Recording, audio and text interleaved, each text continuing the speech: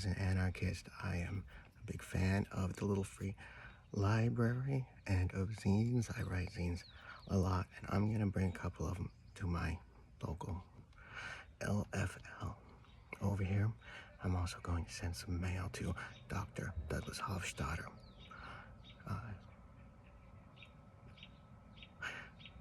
But I don't want to be spotted. I want to maintain an air of mystique around my authorship of these zines, so I'm gonna be in and out. So I'm gonna rollerblade. I got rollerblades my friend gave me, and so I'm gonna zip in and out so that people are unlikely to see me dropping my literature in the Little Free Library. And hopefully the mailbox will have something from my German friend that I've been waiting for. All right, let's start rolling. Okay, now we got the blood flowing, and I guess we're on our way to fitness with this exercise that's making our blood flow. So let's go ahead and sit down, rest our already aching feet, and maybe I can show you some of this poetry that I just put in the box. Might as well, right? We should do it while it's quiet. Okay. I guess I'll start with the most recent. I've had a pretty productive couple of days. The day before yesterday, I wrote 3 things that I'm pretty proud of, or 2 things that I'm happy with, and 1 thing that I'm proud of. And one of them is these. This is one of my zines featuring a public domain autism creature from before they had that term. And I chose that because the animals that I drew here at the end, which I'll show you in a moment, kind of resemble that similar kind of a look like that.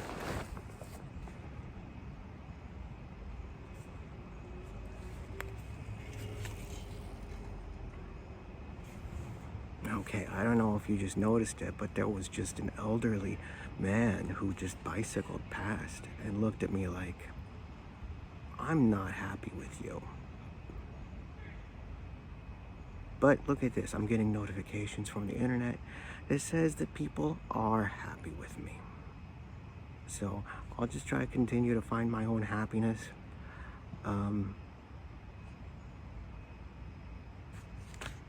Here's this one's called Apology for Desire, and that's meant in the classic sense, like the Greek word apologia. Hi. You really move the corners of my mouth. I've got good news again this time. You are an animal. It is so good to see you. You are an animal. I'm sorry you had to lie about it for so long. Lie that you are not an animal. I'm here now to stay and hate them with you. Your empty glass acting animal family who taught you shame for it. How long did it take them to teach you to wince away at being enfleshed? What do you mean, how can I hate my family? It's so much simpler this way than hating your own body. Heresy next. Hate just as long as the second it takes to turn around and start going. Now heresy. No more sugared bleach for you, pet. Too late for me, but you can move now. To, at, or me, you can move now. To, for, me, you can move now. Me, you can move now. Hi. Good morning. Sorry I dropped out. I stopped because it's too simple to speak. Desire is it.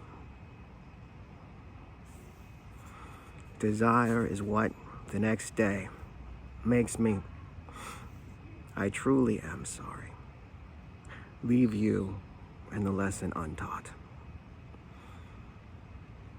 I will fill the empty pages with animal drawings.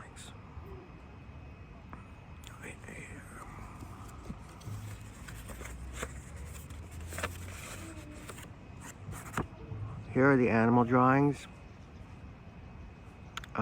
As you can see, it seems to reference the theme of desire, which is the title of the poem. And it may look like a self-motivated high school doodle, but in fact, it is a grown-up doodle based on plate 351 or some really high number from Raz McAllister's book on Geezer. R.A. Stewart McAllister, or Raz McAllister as I like to call him, dug up Geezer, found some great artifacts, some great Canaanite art, some great Egyptian and some Greek inscriptions too, an Egyptian stela, all kinds of goddess artifacts, and eventually he retired to Ireland to fuck up archaeology and mythology over there too. He was no Flinders Petrie. Raz McAllister was no Flinders Petrie, but Raz McAllister's Geezer and Flinders Petrie's Gaza, those tomes were what got me into archaeology. Beautiful old books. Big, thick old dig reports full of artifacts with goddess art and fun inscriptions, including an earth-shaking one called the Eunalos inscription from somebody called Eunalos.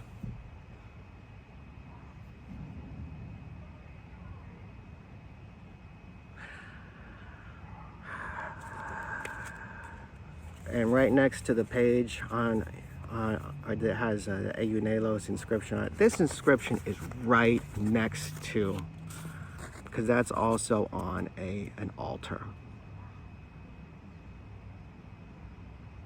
This one is also, the picture that my doodle is based on is right on the page next to the Eunalos inscription. And it's interesting because right next to that, there's a few of them. Next to this one, there's another one that has a caprid mounting another caprid, and that's a pretty common fertility motif in these pieces of art. But this one with the ass licking is a little bit different.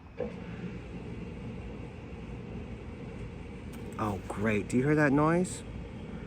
That means we gotta pick up and move somewhere that's better to record poetry. All right, hold on a minute.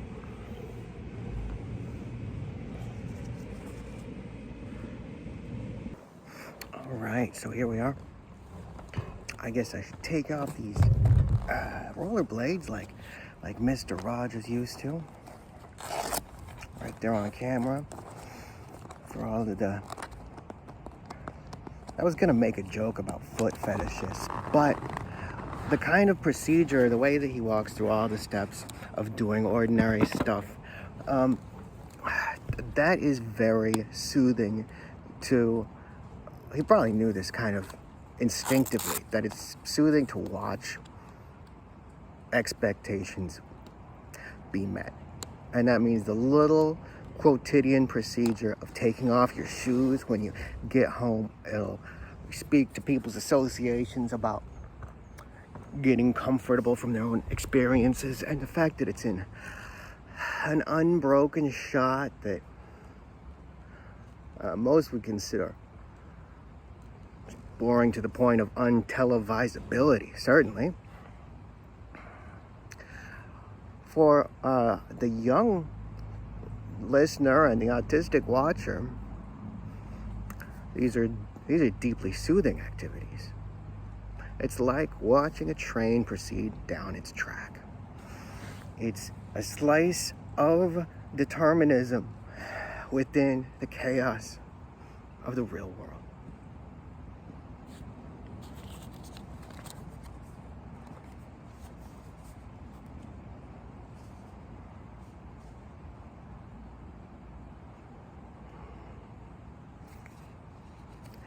This one's not really a poem, but it's kind of poetic because it just has some new words that I invented for a fictional spelling bee.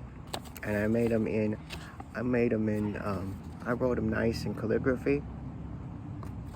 Well, maybe not that nice, but I don't know.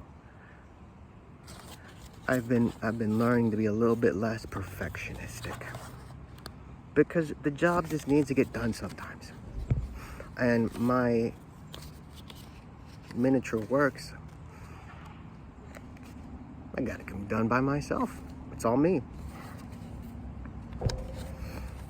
So I'll just tell you, oh, this was a misprint. This will be worth as much as an upside down Jenny someday.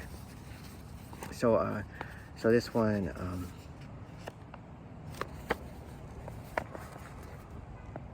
it's just got some words that words like, imagine you're at a spelling bee. Cornupingulate. Cornupingulate.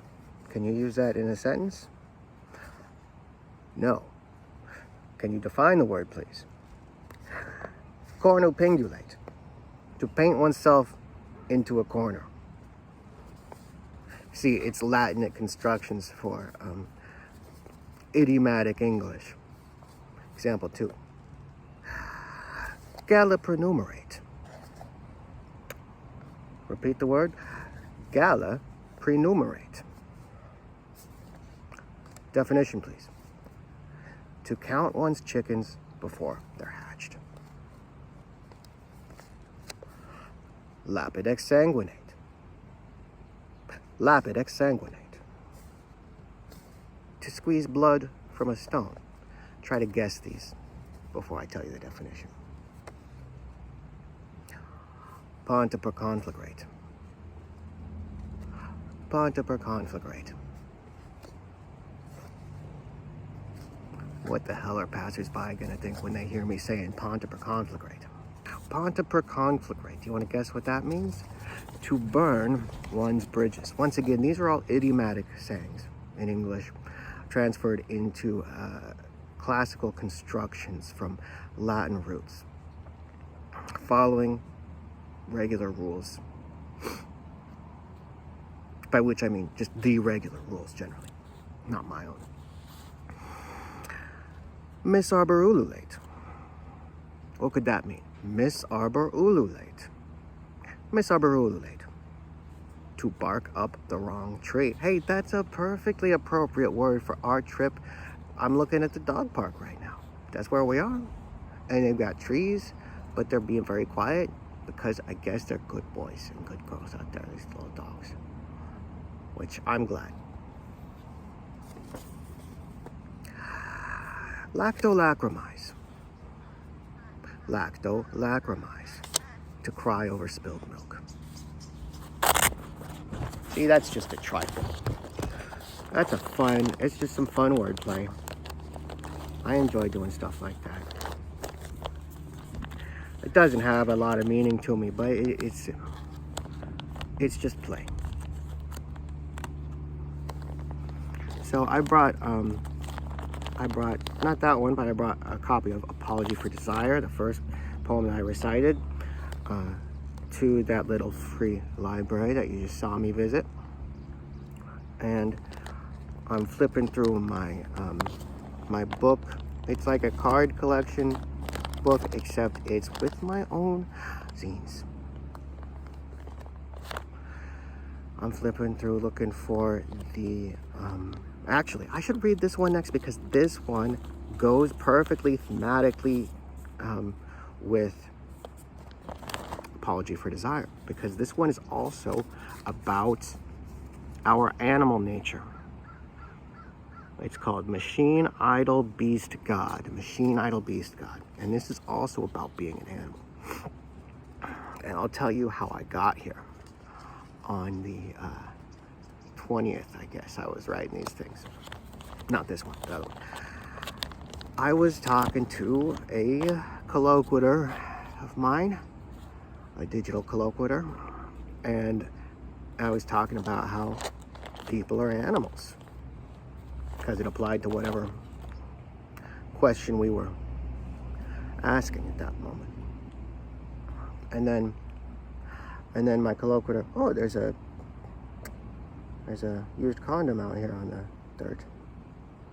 I guess somebody's being safe in public. Good for them.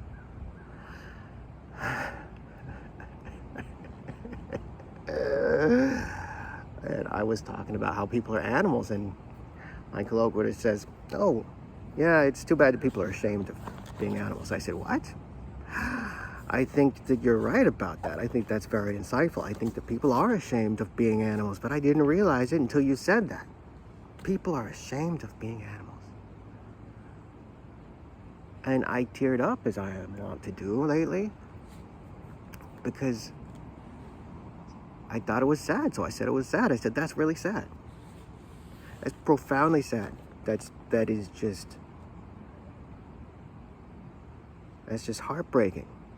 The people, I thought the people were just mistaken about whether or not we're animals. But really, we are ashamed of it. I'm not. I think it's freeing. I think it's great. I think it's informative. I think that we could be happier if we recognize that we're animals. I'm just going to reach forward and try to increase the brightness of this exposure on my phone. Focus on my face, bring that sun up a little bit. All right, yeah, don't be ashamed about blowing out that sky. Blow out the sky all you want. Oop, okay, a little bit higher. I'm not going to edit this, so I hope you find this, that's too much. You know what, it's fine. It's just the way things are. The exposure is perfect. Okay, so this is another poem about our animal nature. Machine Animal Beast God, Part 1. When one found fire, they said, my soul is like a flame. When they built a ship, they said, my will is like a navigator. When the chronometer came, they said, God's like a clockmaker, and my mind spins like clockwork. When the computer arrived, they said, this is what I'm really like. Symbols, sets, and pointers. I think computationally. Then the internet. They said, this is like a big brain. It's a network, like the networked neurons that make up my brain. At this point, I'm gonna have to pause and cut this book right open with my own sweat and tears, or mostly saliva. I'm gonna cut this scene open. It's like when they used to be when you pre-ordered a library, they would send you the volumes all still sealed at the edges of their pages. And you would have to use an unsealing knife, like a letter opener, page by page, if you wanted to do it the dramatic way. Or you could use a big cutter if you had one in your personal library. A nice smoke and leather affair for you, the bourgeois of the 19th century, 17th century, 18th century. I don't know what century I'm imagining. Let's go back to the poem, page 3. Then, I'll remind you, we were just progressing through different eras of technology. Does it help the poem if I explain it halfway through? I kind of doubt it. Let's just jump right back in. Then, the machine neural network was here, fabricated and laconically coded into learning structures, image diffusers, and large language models. Artificial intelligence. We made it in our image and denied the resemblance. We said, this is not like us. Part 2. Think back again. When we discovered the statues weren't listening, we felt orphaned. It meant neither could we apotheomorphose. We set out seeking discoveries that might make us special again. We found the Earth, not the center of the planets. We found our size, not descended from greater, but arisen from lower. We found that dogs could not link pain, and snails could not sing across oceans. And we found even lower, lesser, ickier things, germs, smaller, deader things, molecules. I know I am spirit, we said. I know that we are special, we said. We hated it, learning. It might come in the way of our admiring ourselves. Sorry, no ghost. Sorry, no God. We are an animal in a machine, touching everything. That's Machine Idol Beast God, issue number 45.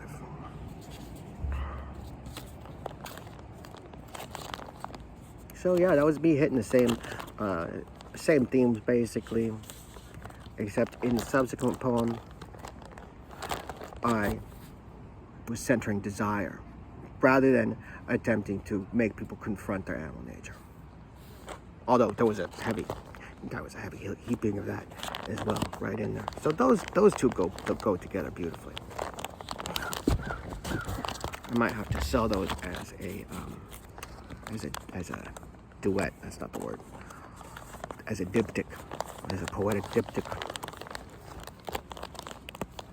I just sent this issue to the printers or to the distributor. This is my name. I signed that in Paleo Hebrew, and this one is called The Invention and Disappearance of God's Wife's Penis. This is based on some of the scholarship that I have done, some excellent scholarship that I've done on certain ancient inscriptions.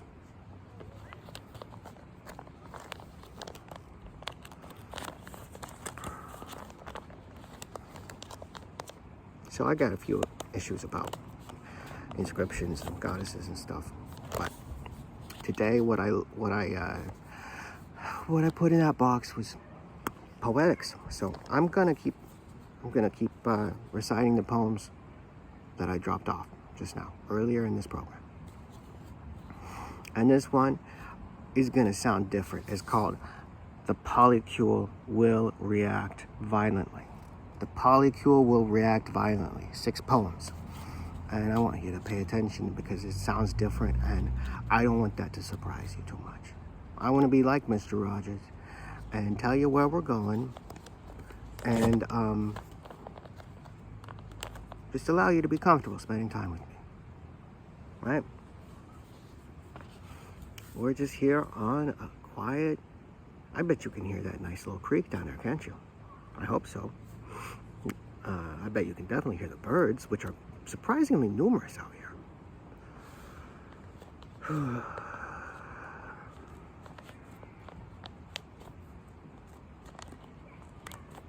I'm sorry, I'm going quiet.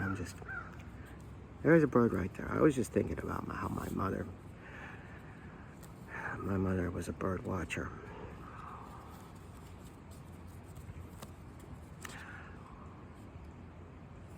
So now we're gonna jolt you into a more electric poetic realm with 6 poems, collection called The Polycule Will React Violently.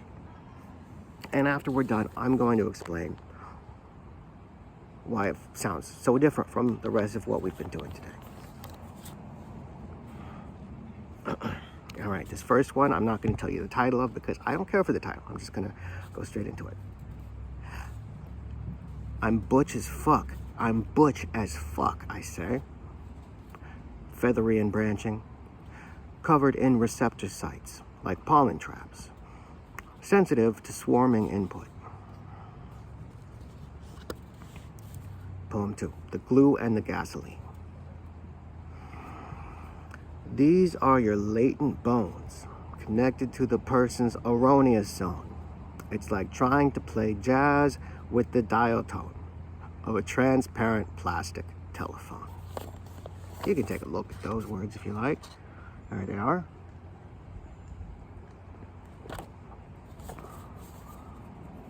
That one's called The Glue and the Gasoline. And it gets us kicked into gear after our little enigmatic introduction, and I'm just kind of killing time while this passerby passes by. Poem 3, Cat Ear Crop. Welcome back. Commentators struggle to explain. How do you get diagnosed as a woman? Decipherment would be so freeing. Personally, I'd want to. Say, of course we're giving them animal heads now. Of course, the point is not in the hairdo. That was Cat Ear Crop. Next, poem number 4, Asymptote. Becomings begin with gay science, crowned anarchy. The curve approaches it forever, like a cracked bell tolling in a junkyard, waving not from passion, but from sheer whatever. That was Asymptote. Poem number 5 is called Tickets, because I couldn't come up with something better than tickets. And I thought that the ambiguity of that title would carry me somewhere, but it doesn't. That's okay, there's plenty of density in the poem itself. Increase in alpha equals cortical suppression / inhibition / ignore. Ah, the classic dance of a tumbling whore. He comes to your house, does the dishes, then performs. Shit life syndrome, recently worn. Went to anoint his body with spices. Slower, global, sloshing modes. Continuous becoming, not discrete slices. Incest, puke, self-harm. I understand. Your equivalence of a robe, sandal, hand. Some upgrade, exempli gratiae, remote kissing devices. Arcadia. This is the last poem. Arcadia. My doubts and I, 25, have been fingering each other. Butterflies licking the salt, or other lesser acts, with the play being performed in the front seat. Genethliacon. Those are 6 poems. And on the back, you'll see a nice little woodcut from a public domain source. And as you can see there's a lady getting burned quite placidly, and on front there is a group getting burned, like Abednego and Sally and Jenny up front. I don't know what they're up to. They're from a different series of woodcuts. You know, that poem is really fun to sing, and that poem, I wanted to bring that to an open mic. In fact, exactly 1 week ago, I guess that means there's another free pool day over there, I went about town asking for open mics, and people say, yeah, we don't have one, you should go to the Court Street. And so I went there, and I said, hey, do you have open mics? And they said, oh, we got pool tournaments. I said, hell yes. They said, we got drag shows. I said, I'm glad that you have drag shows, and but do you have an open mic? And the answer was no, but we should. And I said, yeah, hey, you know what? What if I hosted open mic here? Suddenly it just became a much bigger idea. What if I hosted an open mic here? And she said, yeah, you should call the owner. So what I did is I went home and I planned to call the owner. And that was the poem that I thought would be fun to recite in front of a group of people there. And it would be fun to see if people laughed. It'd be fun to see if I laughed. Because I might not be able to say that without breaking, because it's so funny to me. My mischievous side wants me to put you in suspense and say, oh, I'll explain that poem's method to you later. You know what? I think I'll follow my inner imp. I'll explain that poem to you later. Let's move on to the... God, I'm sorry. I don't mean to leave you blue that way.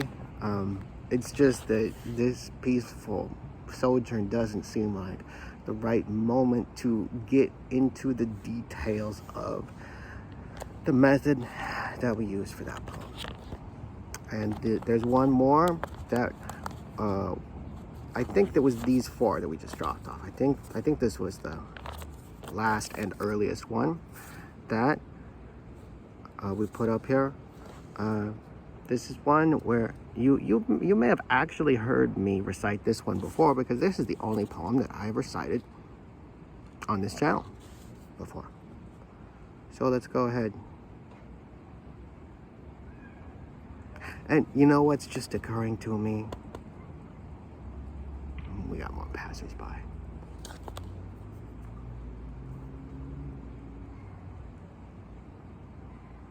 So you know what's just occurring to me is that I might just, and so we're at 23 minutes here, and this might be the only clip that I upload, because I might not be able to edit everything together tonight. So if I want to upload this at all, I might just have to upload this one. So either way, what I'm going to do is I'm going to recite this last poem, Man-Made, and then I'm going to recite Desire, an apology.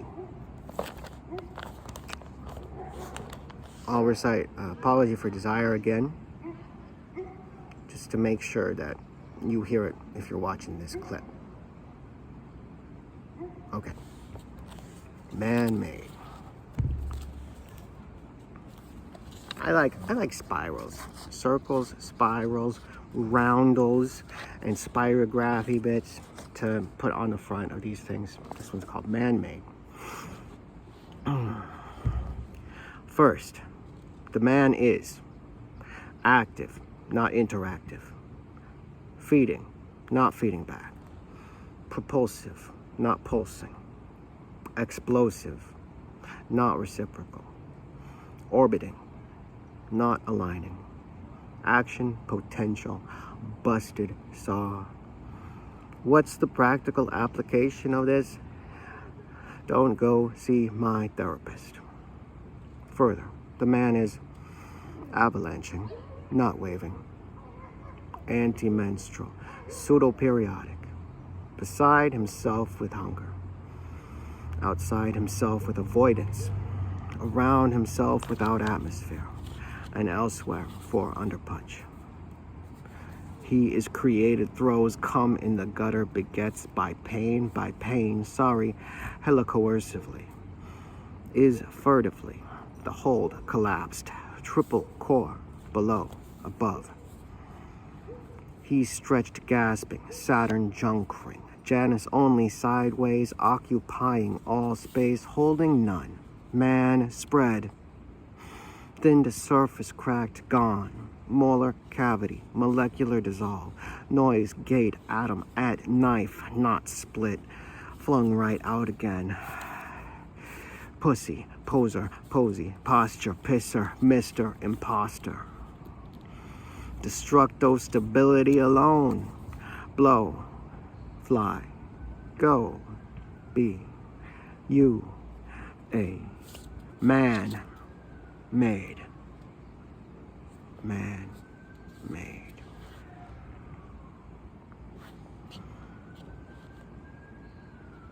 That's issue number 33 from us. And that one actually got I got a lot of positive response from that poem.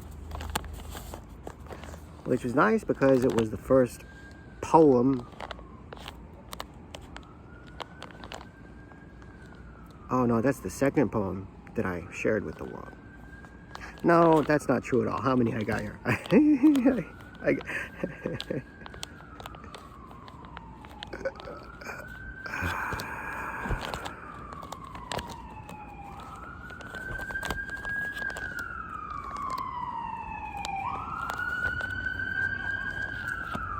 All right, you know what that sound means. That Doppler sound means it's time for us to wrap it up. So let's, just as soon as these passers-by pass by, we gotta find a less public place for this. I guess we could have hidden in the trees a little bit farther away from the path if we'd liked, but that's not what we did.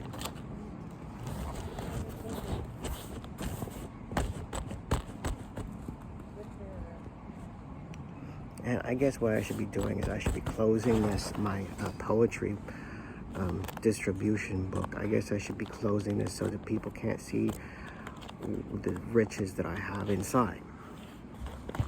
Because I don't want people to know if they see one of these things drop, lifted around town. Sorry for the plastic shuffling noise, by the way, if you can hear that.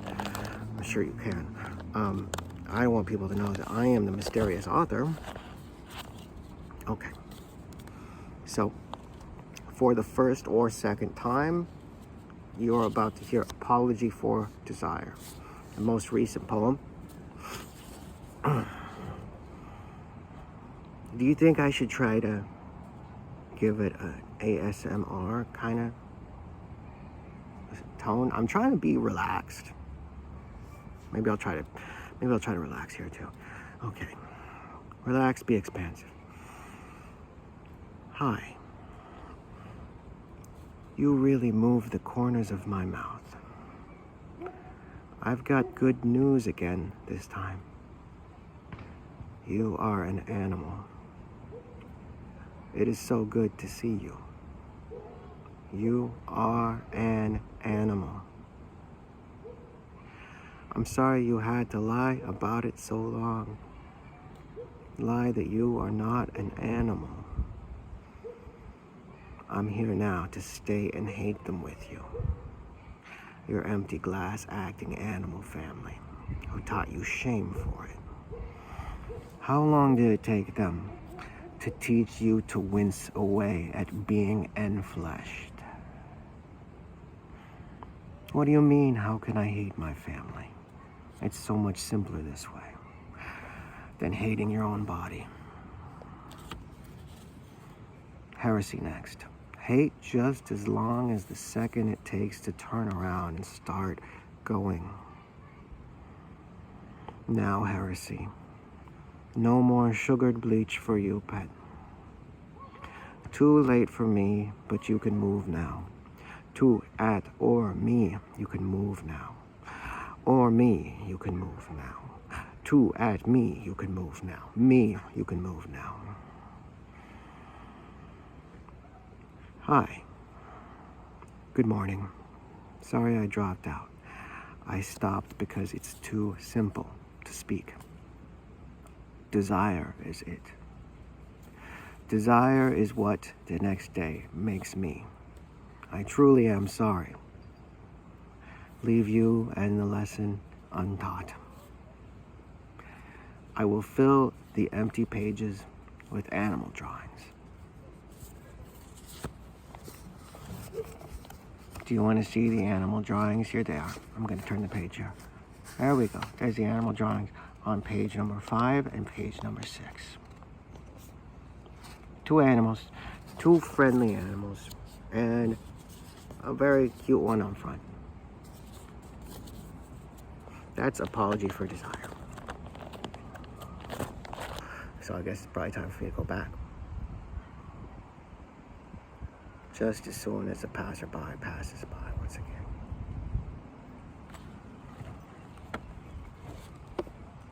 Thank you so much for spending this moment with us.